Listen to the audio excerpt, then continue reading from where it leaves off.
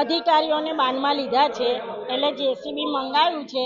જ્યાં અમને શંકા છે કે આ ડિંગડોંગ ચોકડીની બાજુમાં અંજલિ ફ્લેટની બહાર લાઈન નીચે ખોદવાથી વરસાદી ગટરમાંથી ડ્રેનેજની પાણીની નળીકામાં પાણી જતું હોય એવું અમને લાગી રહ્યું છે.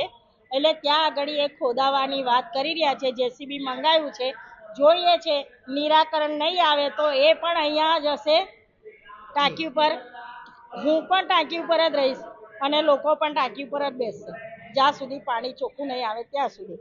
કારણ કે લોકો થાક્યા છે. હવે વરસાદ પડે એટલે કોકા કોલા જેવું પાણી આવે, વરસાદ ના હોય તો પીળા કલરનું પાણી આવે. તો આ કેમ? હમણાં પાણીની ટાંકી પરથી એક પાણી મંગાવ્યું, આ ટાંકીનું પાણી મંગાવ્યું, એ તો એવું નથી પાણી, એ તો ચોખ્ખું પાણી છે. તો વિસ્તારમાં કેમ ગંદુ પાણી આવે? ટાંકીનો ફોલ્ટ નથી, વિસ્તારમાં લાઈનોનો ફોલ્ટ છે.